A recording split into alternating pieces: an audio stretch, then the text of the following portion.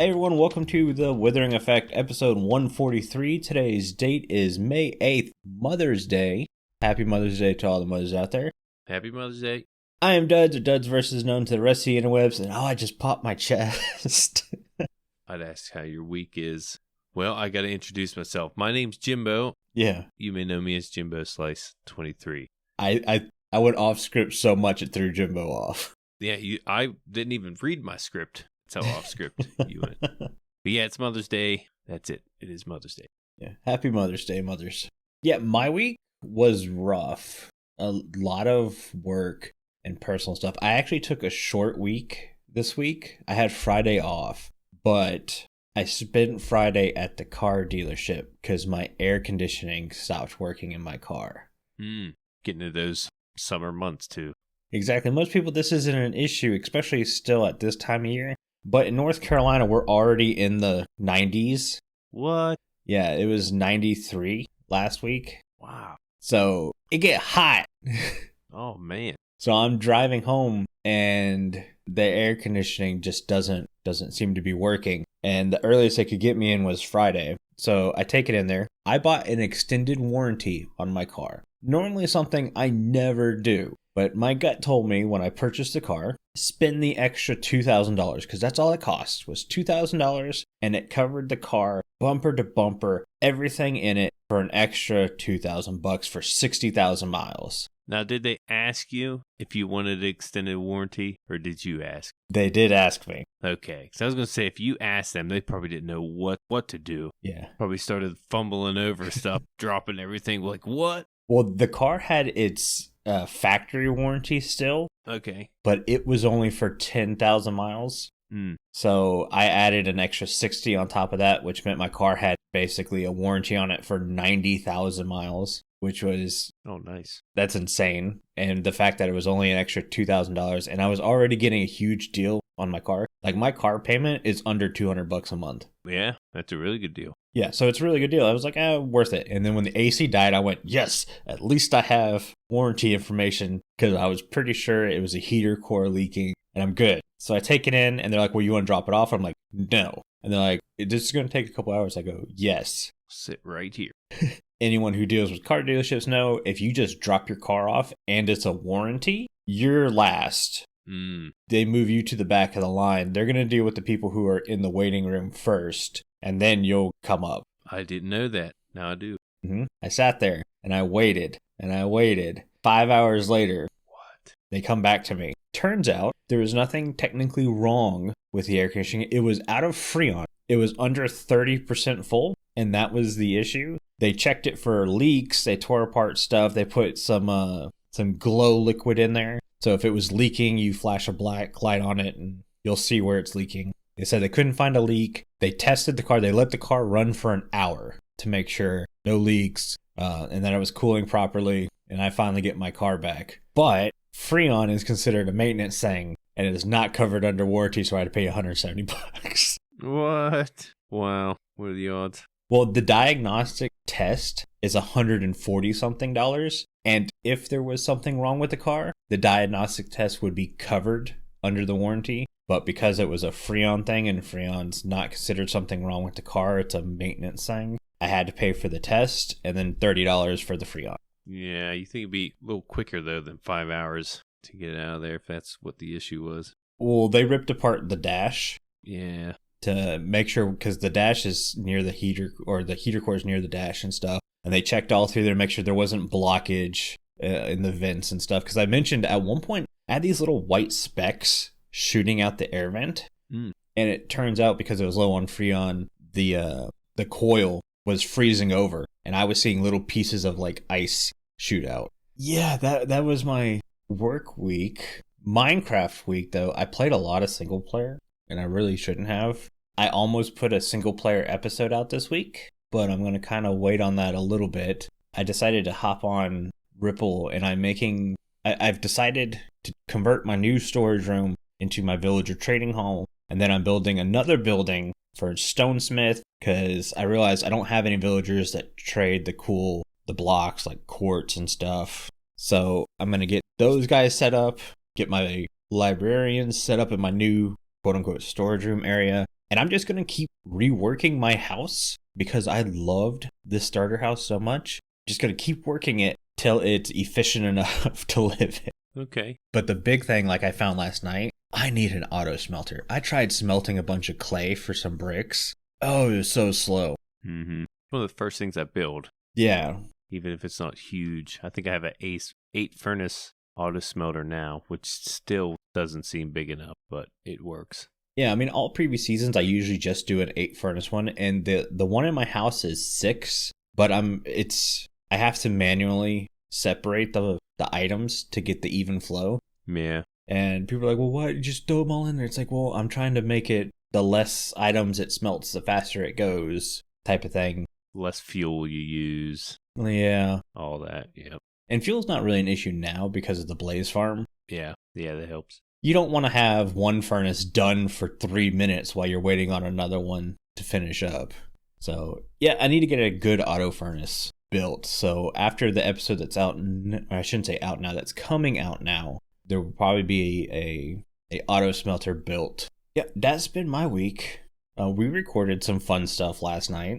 Mm-hmm. The intro for the next episode. Did a skit. Yeah, a nice little skit. I think that's going to be fun. I think a lot of people are going to laugh at that. Yeah, I think it turned out really well. Mm-hmm. It's all your idea. My idea? What? Oh, the idea for the skit. Yeah, you came up to me and told me a little bit about it, and I was like, yeah, this is going to be good. I want to do this. Yeah, I was like, Jimbo, I need you for the skit. Here's the thing. You're like, before I even finish, you're like, yeah, let's go. Mm-hmm. Yeah, I had stuff to do too. I was like, I got to stop what I'm doing and do this skit Yeah. because this sounds fun. I did a lot of recording this week. I know. I actually put out 3 videos. 3 videos within a week. Bad man.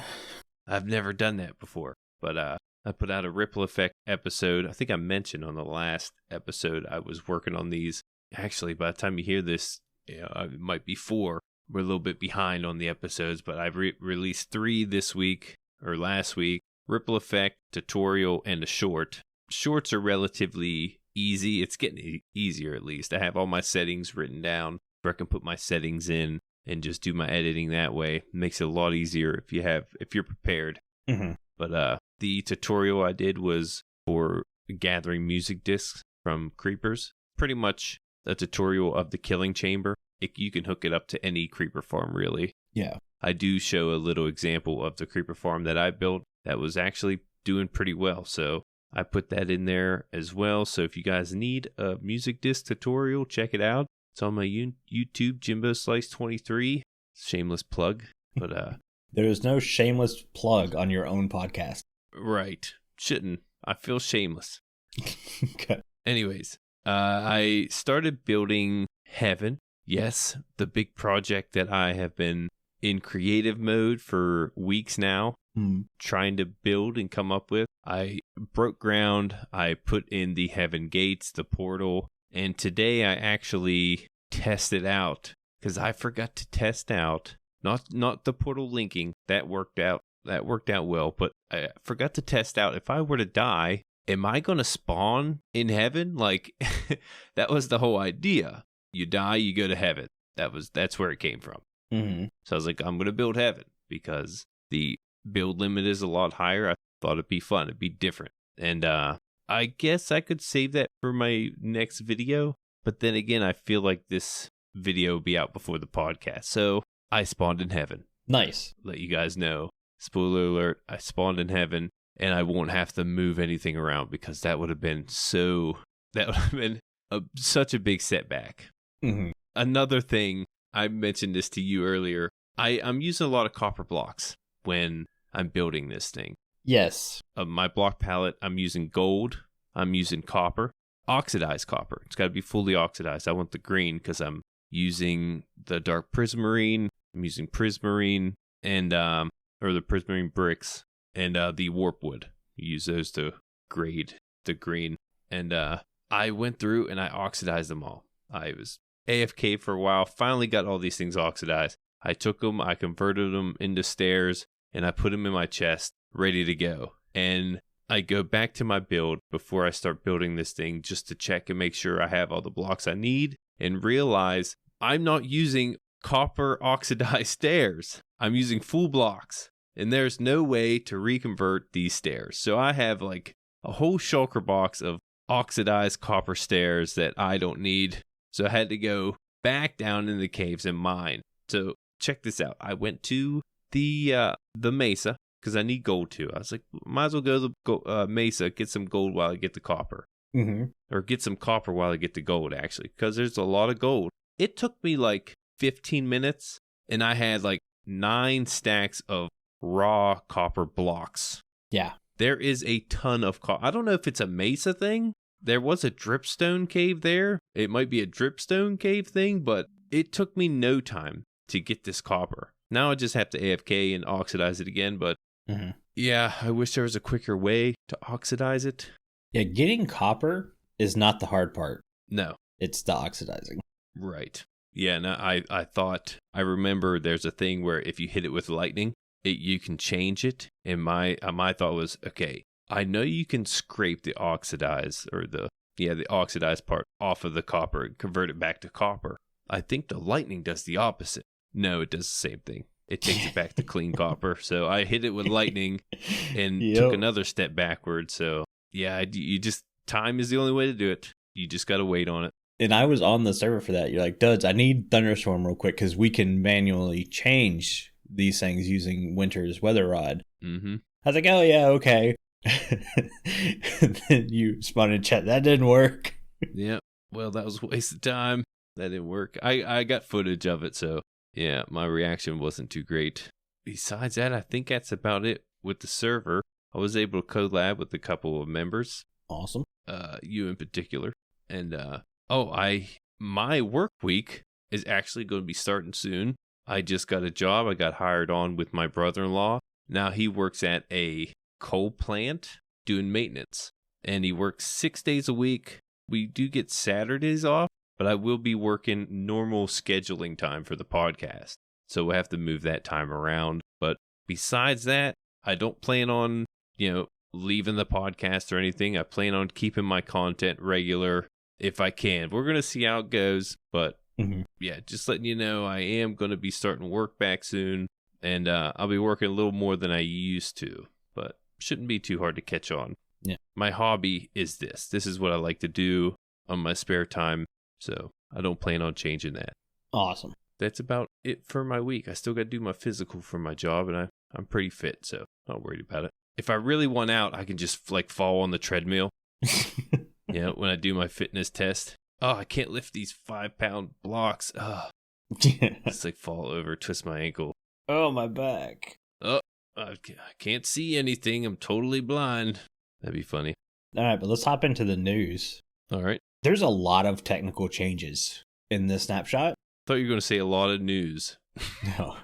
A lot of technical changes, and a lot of it we're not going to cover. Stuff like the new place command, where you can just basically plop down entire villages wherever you want. It's pretty neat. Yeah, there's some chat changes, but it's stuff we're not the best people to tell you how they work. So we'll leave that to the professionals if you'd rather get that. But some of the stuff we are going to talk about is the Allays can now follow you if they can't see you, which is nice. Yep. I think it's 64 blocks. Yeah, they'll lose you if you're over 64 blocks. Now, my thing is, we were talking about this for the show. Why don't the Allay just teleport to you like all your animals and pets do? Yeah, I don't know. The only thing I can think of is because they have a task. They have an AI to do something. They might be doing something if you leave that area. Maybe because they're holding an item. Maybe, yeah. They would have to teleport all that with them and their inventory. Yeah. But yeah, I think they freeze if you leave them so far away. At least that's what it was. They kind of freeze in that area. Yeah.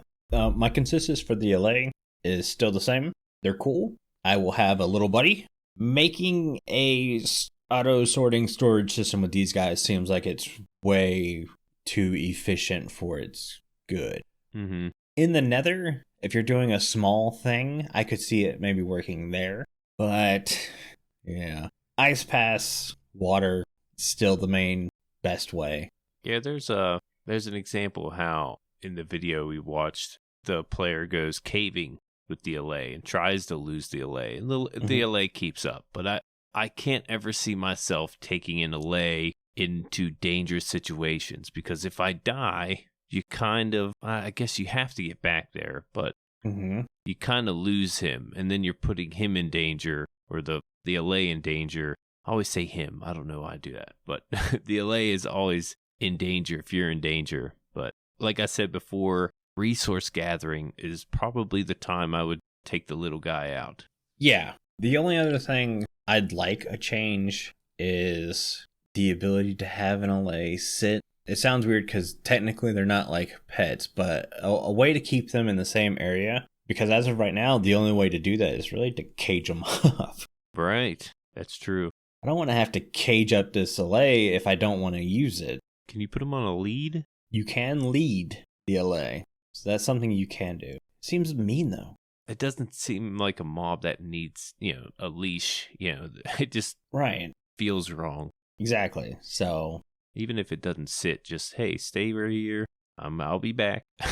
Exactly. I'll be back home later. Yeah. Sit tight. Same. Yeah. I mean, I guess you could always bring it into a house and let it fly around the house. Mm-hmm. That's not so bad. Put a little maid outfit on him.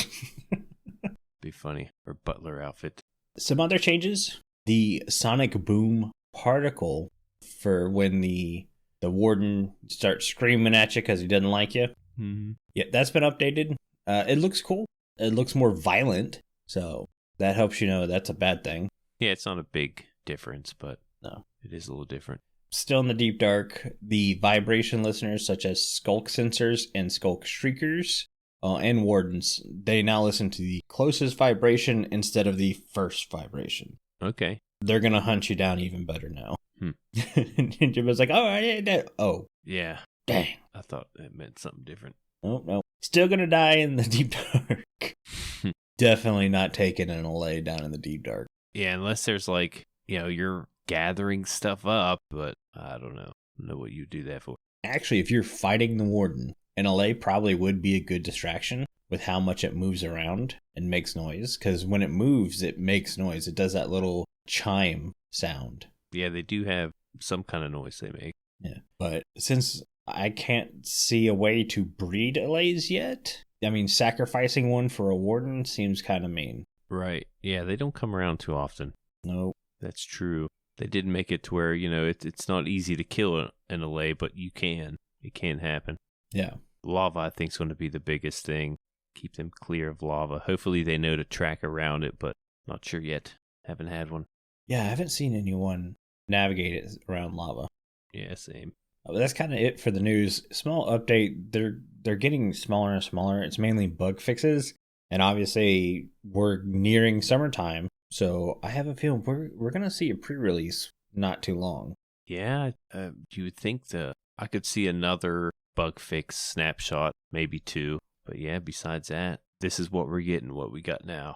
Yeah, I don't see any other big things coming. No, I think we mentioned on last episode we were looking forward to seeing what the birch forest was going to look like. And it doesn't seem like any talk about that is coming. So as much as, you see the concept art, there is no mention about it besides that. I wish they would just say something though. Yeah, it'd be nice. We had this with the archaeology update. They just kind of came out and said, yeah, it's not fitting. We were not going to do it this time. That would be nice. Mm-hmm. So at least we know. Yeah, and some people say, because they haven't really said anything about the birch forest, doesn't mean it's, we're expected to get this. But it's just, when you see these things on an update live event, why wouldn't you expect this to come out? Yeah. That's just the way I see it. The only thing I can say in favor of it is we know definitely now from the past couple of years, anything we see in the Minecon live, all subject to change. Right. At least we know where their mindset's at, I guess. Yeah. It definitely seems like biomes are the main concentration for years to come. Yeah, but don't expect it. Should we go ahead and hop into some listener comments? Sure. Quite a few here. We're going to start with Short Zelda 22 because this is a quick, easy, fun one. And it's, what is the sound effect you like least in the game? And what is the sound effect you like most in the game? The one I use the most is my transition. I use a nice quick whoosh effect. They're talking in-game, Jimbo, not your videos. Not my videos? No. Oh, okay. Well, never mind then. You want to go first then? Yeah, my least favorite sound effect is the Shrieker scream. Oh, really? Yeah, I don't like that. Creeps me out. And my favorite sound effect is bone block. Whether it be placing it or walking on it, mining it, I love bone block. You know, I was going to say bone block. It's so good. I did place a lot of amethyst blocks recently. I do like the sound of those chimes. I don't know if there's any dislikes I have, to be honest. I know Carl does not like that honey sound. You know, the oh, yeah, that the sound. mushy. Yeah. Yeah, you know what? That might be my least favorite. Or just the buzzing of the bees in general. I don't like buzzing. I can see that. And the bees, mainly the buzz. In-game. Yeah, there it is. In-game. I said whoosh effect. Jeez. I was thinking about that when I was reading it in the Discord. And I was like, oh, yeah, I could talk about some of the sound effects I use. Would you like to go ahead and read the one from Kitzen? Yeah, there's one from Kitzen here. It says, if you could add a boss to the game, what would it be? I know you briefly talked about the Kraken and probably others, since there are currently only 2 real bosses. I like the idea of localized bosses. So like the Elder Guardian, the Prismarine, Wither Skeletons, Nether Fortresses and stuff like that. Brutes and yeah. But localized bosses would be the big thing for me instead of bigger bosses. Like I don't see the Ender Dragon as the big bad boss. It's just the boss of the end. See, I see 2 bosses, main bosses. Well, that's kind of what they said in the comment. You know, you got your Wither and your Dragon, mainly because they have a boss bar above. And what were you saying? The bosses, the in-game bosses, what were you calling those? Oh, localized bosses? Localized bosses, yeah. Never heard that term before. But yeah, that's a good term for all the other tougher hostile mobs you get. You don't see them as often. But yeah, I keep seeing concept art. This isn't from Mojang, but I think it's from Dungeons, how they have a King Blaze. And I think that would be a cool boss to find in a fortress. As of right now, you know, I think the toughest thing to come across in the fortress is the Wither Skeleton. I don't by any means see them as a boss because of how they spawn. They respawn. Brutes are different. They don't respawn. That's true. Elder Guardians don't respawn. Yeah, maybe a King Blaze, even if it was a localized boss. Yeah, I saw a couple pictures of that, and I was like, man, that would be cool to come across in every fortress. Not sure what they would drop, though. Have to be something special. Yeah. Last question we have is from Raker. They ask, what are some of your fondest / most nostalgic memories of early Minecraft experiences? I've got one. Go ahead. So I built my first survival multiplayer base, and it's this large tower that was very modern looking, and I was super excited for it. It was a curve with crazy design, and I was super happy with it, but I needed a door. And I wasn't about to just build a door frame and then put a wooden door there or an iron door. I wanted a piston door. But because the front of this tower is all glass, like completely glass, minus the door frame, I couldn't hide pistons or whatever. So I took a 3x3 redstone door contraption and figured out what parts did what and was able to remove a good chunk of it. Basically the outside and the top. So I had a 1x2 tall door, and it acted like a hipster door where all the pistons and mechanics were underground, and it would pull the 2 blocks down underground, and then you could walk through it, and then it would push the 2 blocks up. And being able to figure out redstone, even though it was someone else's design, to be able to figure out what part did what, let me know that, hey, you know what, you can figure out redstone.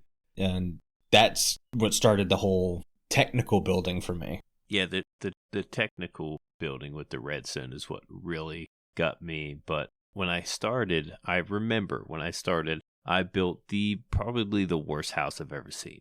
It was all cobblestone. I lived in a cave for a little while. I was so scared because I did not survive the first night. I didn't know. I didn't know anything about this game. Mm-hmm. I just played it. I went through, I did like the tutorial part. I was like, oh, that's cool. You can craft different things in the game and get different blocks. Because at first, when I first initially got the game, I thought you can mine this grass and you can place grass. I'm like, this isn't any fun. You know, this is the only blocks I get. But, you know, you can get blocks by crafting. And so I started playing survival. And it was the first night. I don't think I survived. I may have, but barely. I know I got attacked and I was scared. Like, it was so, I don't know. I was in this game playing and I was scared for my life. And I started building little by little to where, like, everything was real tight and small. And eventually I made a mine to go down and I was getting cobble. And then I started building onto the cobble. And then I'd switch my cobble out for stone bricks. You know, I was finding more and more blocks in the game and I was getting excited. Then I came upon redstone. For one, I broke it because I didn't know you needed iron. I didn't know anything. Mm-hmm. I didn't know a thing. I broke diamonds. You know, I broke every rule in the book at the beginning. But it has to be some of my funnest and memorable experiences, though, when you don't know what to do and you're figuring it out for yourself. When I came across the redstone and I'm like, I got a YouTube, how do I get these diamonds? And I didn't know they were diamonds, but you know, you needed an iron pickaxe. So I did that and I'm like, what do I do with the diamonds? What do I do with this redstone? And when I come across the redstone on YouTube, I was like, oh my God, this game is huge. So that's what really did it for me. Nice. You almost want to go back. Yeah. You know, forget it all and do it again. But we know too much now. We're on another level, duds. Whole another level. Still not that great, but... We're not in the upper level, but we're not on the bottom level. No, not on the bottom anymore. Thank you guys so much for those comments. Those comments were from the Discord. It's the only place where you can talk to everyone who works on the show easily. Just take Cass's word for it.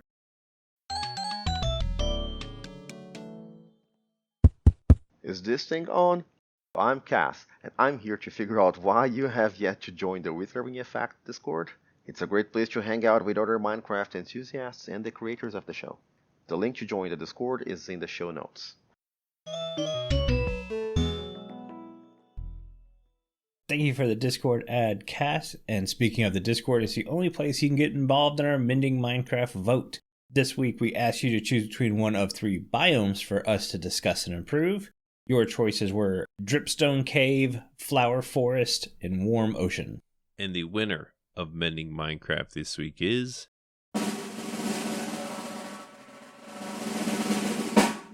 Flower Forest. Or Flower Forest. Yeah. What? Flower? Jimbo, okay. Jimbo has a typo. I got a typo. Yep. I didn't even realize that. I was checking the voting numbers while I was saying that. Wow, yeah, I didn't been up there for a while too. The Flower Forest had 24 votes, 19 for the Dripstone Cave, and only 3 for the Warm Ocean. Thought Dripstone Cave was going to win there for a minute, but I was like, I feel like Flower Forest should win this. Yeah, I knew Warm Ocean wasn't going to, because out of the 3, Warm Ocean feels the most complete. Yeah, there's a lot to it. A few things here on the Flower Forest before we start. The Flower Forest biome was introduced in 1.7 and is a place where you can find almost every flower type in the game. The only ones not found in this biome are sunflowers, blue orchids, and wither roses, of course. This is the only biome where you can find white, red, orange, and pink tulips. Wolves do not spawn here, but rabbits can. Bees and bee nests also spawn in this biome more commonly. And birch and oak trees are the only trees that are generated here also. That's it for the Flower Forest. And I have one fix for the Flower Forest, but it's kind of a big one. And I want colored forests. The Flower Forests are nice. And I like how you can build a flower farm. Like, whatever colors you see growing out of the ground, that's what's going to consistently grow there. And that's really nice for flower farms because you can be like, okay, I've got a load of different colors in this one section. I can build my flower farm and that gives me a load of different flowers and a load of different dyes. Mm-hmm.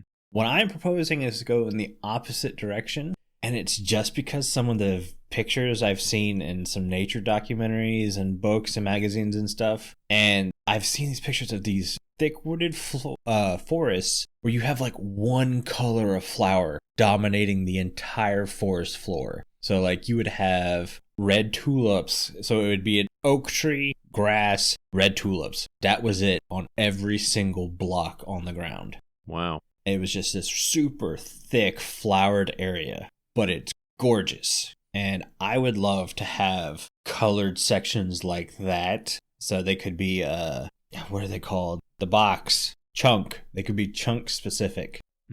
Okay. Like this chunk's red tulips. This chunk is lilacs, alums, stuff like that. I would really like. Yeah, the first thing you think about, or at least we think about when you hear about a flower forest, when you come across a flower forest, is dyes. Mm-hmm. You know, we can farm this. We can get every color, almost every color in the game from a flower forest. That's the only thing I really think about when it comes to a flower forest. I don't use flowers often in my builds. I don't even, don't like the bees. So it's not my favorite biome, but I don't really have a fix. Is what I'm going. Is where I'm going with it. Yeah, the dyes are an important part of Minecraft, especially the more customizable we're getting with stuff.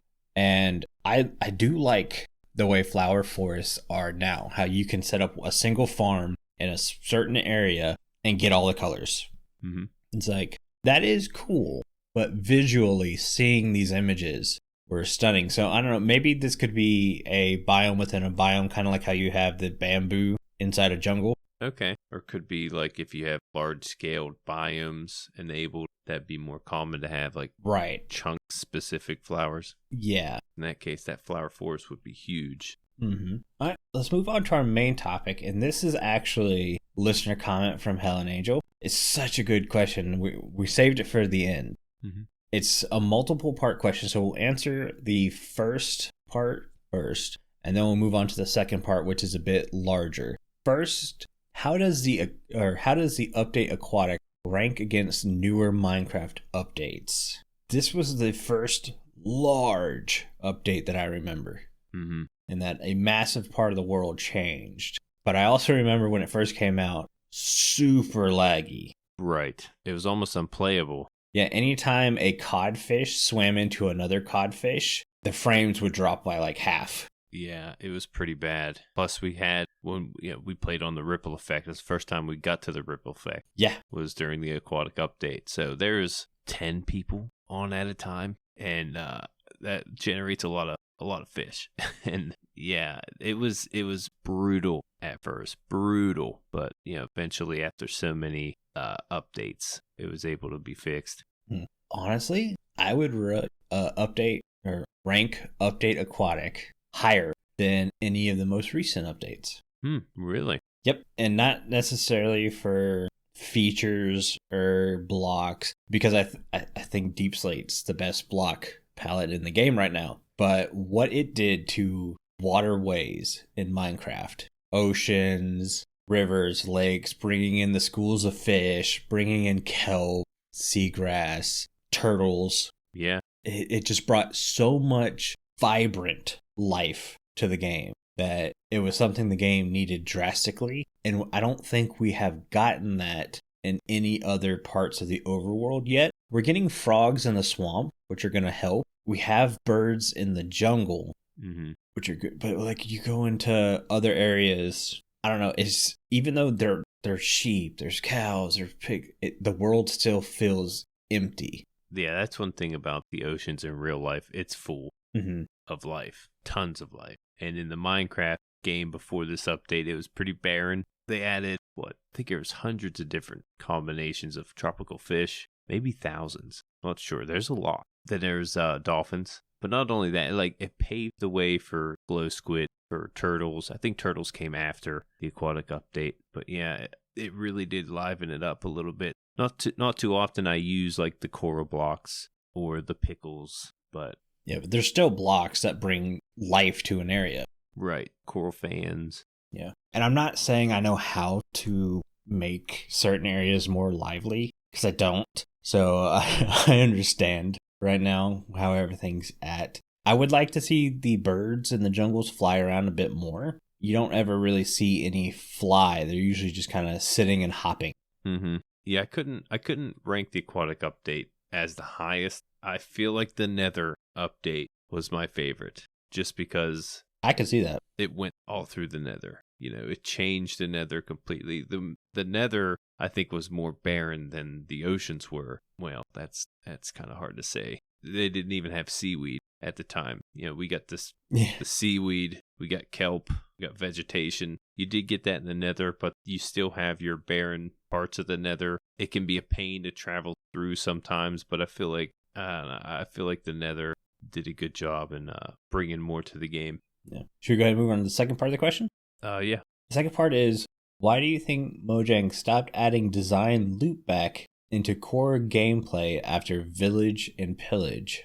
Now, I asked for an expansion on the question because I wasn't sure what was being asked, and they gladly gave me a little bit, saying basically the core gameplay loop is the primary way we play the game. So for Minecraft survival, that would be adding things to give players a reason to explore, craft, and mine. Nether update came close, except it made it too difficult to survive in the Nether, so it had the opposite effect, and Caves and Cliffs made it more difficult to mine, so it had the opposite effect. So I guess more specifically, my question is, why do you think Mojang is intentionally making it more difficult to engage in core gameplay loop of mining and crafting? It's a good question. Very good question. Let's focus on the mining aspect in Caves and Cliffs, because that's the most recent thing. Mm-hmm. The exploration of Minecraft is obviously there. Yeah. That's been amped up to 1,000. Yeah, I think it's at an all-time high. Yes. So that's not an issue in this state. But, like what's being asked, mining and crafting, the name of the game, has been made more difficult. Yeah. Why? Well, I guess let's break it down how it's been made more difficult so we can explain this a little bit better. Us older players, even some of the younger players will understand that you wanted to go mining, you dug down to Y level 11, mm-hmm. and you branch mined. That's how you were getting your resources as quick as possible so you could craft as quick as possible. So the survival aspect wasn't a struggle for as long. Now, with the way ore generates, going down to the very bottom, you're going to get diamonds, but that's kind of it. You're going to get some coal, you're going to get a little bit of redstone, you're going to get a little bit of gold, but not enough to really thrive. To get those other things, you have to go to different Y levels, and some of the things are easier to find when exposed to an air block, which is supposed to lean more into you should cave more than mine. Mm-hmm. I never have liked caving. Like, they could remove all the caves in Minecraft, it would not affect my gameplay. Oh, no. I love caving. Mm-hmm. Whenever I'm bored, like I needed gold, right, for my build. And I am signed up on the server. There's a gold farm. I'm signed up to go AFK there. I'd rather go find it. I like exploring these caves. I like finding new areas and spawners and loot. No, caves don't have the best loot, but I like seeing these new areas. I found this huge dripstone cave, like the biggest dripstone cave I've ever seen, and it was just cool to see. Mm-hmm. Just seeing that stuff. I like the fact that you have to go. I don't know. You're mining different now. I think mining can be repetitive. It could get boring, but caving, if it's there, if the resources are there, I'd definitely rather do that. Mm-hmm. And when I do my caving mining, most of the time it's in water aquifers because a lot of things are exposed. You can get to the high ones, you can get to the low ones, you just swim around, and most of the time there are, magma blocks where you can get your air, and sometimes those pop into bigger caves when you get your resources, you get your ores, a lot of times actually. But yeah, I've been enjoying that aspect a lot more than before. Mm-hmm. With the mining. You're perfectly setting up for what I'm thinking. Okay. It's one, Minecraft players are different. Right. We all have different likes, we all have different dislikes, but we also have different skill levels. You have some newer players and some older players. The new way of caving and stuff, you're talking about swimming around in aquifers. You still have to be prepared to travel in aquifers. Mm-hmm. You can't go down there with no armor, no enchantments or anything. True. Yeah, you have magma blocks to get your air sometimes, but a new player won't understand you get sucked down and you can die on them. Yeah. You have to crouch, be in swim mode Yep. to gather that air also. You also have to run into drowned because it's pitch black. Mm-hmm. God forbid they got a trident. Mm-hmm. So there's that too. How come drowned do more trident than a player does? I never did figure that out. Don't know. I feel like it's like 3 hits, I'm dead. I'm like, what in the world? Anyways. There's a lot of threat in mining and caving that way. Mm-hmm. It's not something a newer player can figure out so quickly. So the idea of the loop, the gameplay loop, now being more difficult is correct. Am I right? Yeah, that's true. Because you can't just go down to Y11 and get the same resources. You now have to either know ore generation and copy the mining aspect, but in different Y levels, or do what you're doing, caving, which is more dangerous. Mm-hmm. And I think this is happening because Mojang understands their core Minecraft players are aging. They're older. They're not young kids anymore. Right. They're getting older. We're seeing this in the Deep Dark. Deep Dark's spooky. It's not the same little Minecraft game anymore.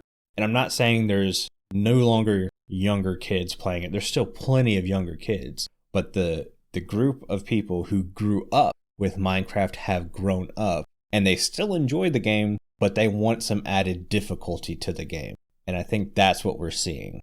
Yeah, I don't think that's a good answer. I think that is the answer to why they've done this. Mm-hmm. I couldn't have really put it in better words. Yeah. Yeah. As we grow, the game grows. Exactly. They're going to up the difficulty. 100% correct. You go into the Nether and you look at all the changes in the Nether. The Nether is way easier to navigate now because you have landmarks. You have different biomes and stuff. Yeah. You have food. But now there's so much more stuff in the Nether that can kill you. Yeah, still pretty balanced. Right. And like you said before, we play it different. You know, everyone plays it different. If you don't want to go into these dangerous situations, you don't have to. Mm-hmm. You know, you could mine the old way if you wanted. Yeah, like right now, I am low on redstone. I think I'm under 5 stacks of redstone dust. And I really don't like mining, and I really don't like caving. I'm to the point now where it's like, okay, how can I automate getting some redstone? Because that's what I enjoy. That's what I like doing. Right. And the fact that I can still do that is good. But the core gameplay loop is definitely more difficult than it was, say, 4 years ago. Mm-hmm. I think every ore that you mine can be automated besides diamonds. And I think lapis, I'm not mistaken. But can you trade for lapis? You can trade for lapis with clerics. Yeah, so just diamonds. Everything else could be automated. So yeah, you don't have to do that if you don't want to. Well, and technically, if you're only using diamonds for armor and tools, you can do that with villagers too. Right? Yeah. Everything that you craft with diamonds, you can almost trade for. Mm-hmm. That's another good point. Yep. I mean, enchantment tables, one exception. Jukebox, but do you need that?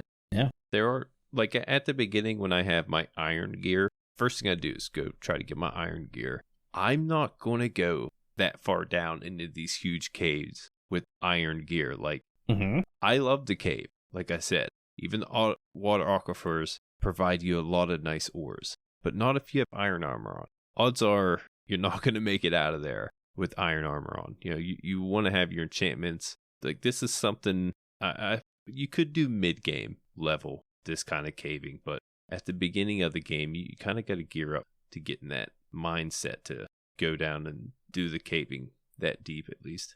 Yes. It is dangerous. Again, go back 4 or 5 years ago. Day one, you were already down the very bottom of the world collecting tons of resources. Mm-hmm. Yeah, you're almost day one. You're there. Yeah, you're kitted out. You're ready to go. Mm-hmm. So yeah, I agree. As to why, the only thing I can think of is Mojang kind of agrees with the core groups getting older. They would like more difficulty in the game, which is true. Mm-hmm. Even me, who doesn't like caving, who doesn't like PvEing, I'm okay with the game being more difficult, especially because there's ways around it for me. One thing that I was thinking about the other day I want to bring up, kind of goes with this topic, is how the fact that they called the end dimension the end. Because if you want to get more difficult, how do you get more difficult than a dimension called the end? Mm-hmm. You know, and once you beat the dragon, which is the end boss, you get to see the credits, which signifies the end of the game. So to up the difficulty, but still stay under the difficulty of the dragon, you almost have to keep the end, if not name the end something else, because it signifies that that's the end of the game. And how would you get more difficult than that? But we'll see. I'm sure they will. But we have to end it here.